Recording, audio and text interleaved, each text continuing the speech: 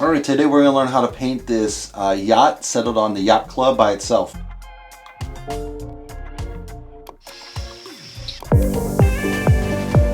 Alright, the question of the day is, what was the boat of Waterworld?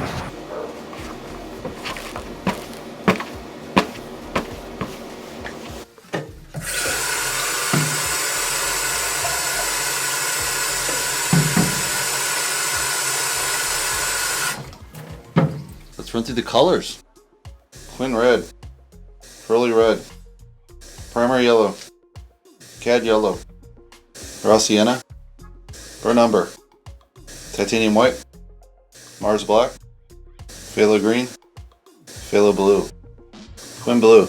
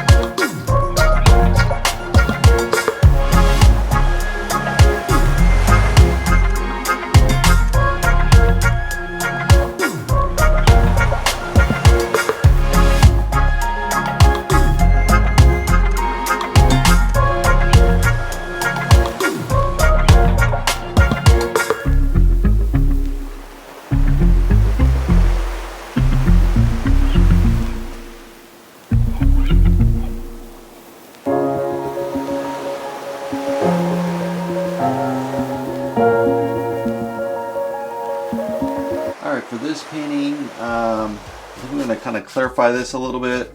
Decide if we want to add a building. My wife says it's perfect as is, but to me it kind of doesn't pull together right. These blends aren't so great, so maybe I'll try to work the clouds a little more, make them blend a little bit better. It's basically pretty close. I need to add the sail back in, so we'll see when we get to that. There are a little patchiness, so I'll probably do the sky really quick and then do the sail.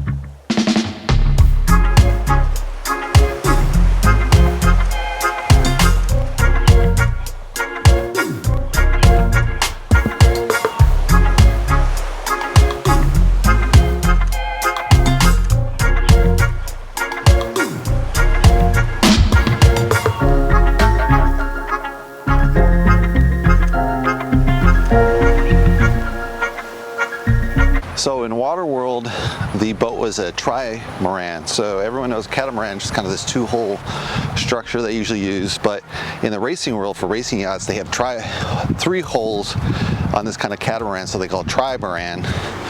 And the one in the movie actually goes 56 miles an hour, so really fast. And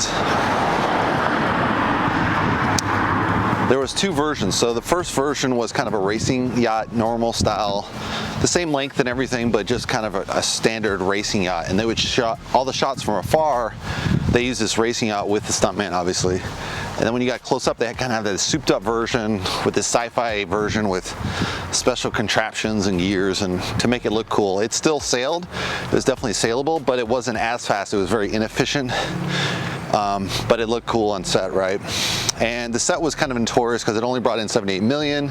Production was 178 million, so it was a kind of a box office bomb for the price tag. Eventually, with the overseas and then later the VHS and video sales, they kind of made their money back and it was actually profitable. But yeah, the other notorious part was Kevin Costner and the director had a falling out, and Kevin Costner was basically micromanaging the project since he's the lead and the producer. So that's kind of sometimes why you don't produce your own movies. You don't have kind of a good editorial balance. And probably one of the reasons why Waterworld wasn't as successful as it was. They just wasn't good characters fleshed out. You don't really want to micromanage. It's okay to invest in your own films, but you got to let the director do his thing, right? So that's the question of the day. All right, we just finished the painting. Let's take a closer look. So we have kind of the nice sunset, and with the white sun, obviously, and with this orange background. It's probably a little orangier than I want. Probably should go with a lighter orange. I did kind of play back and forth the sea, trying to, because it is, in the original photo I'm using, it's hidden away behind a whole bunch of other boats, so I didn't really know what the color of the sea was, so I kind of was guessing back and forth. Is it dark blue from the sea, or would it be a lighter blue because it's farther out in the distance?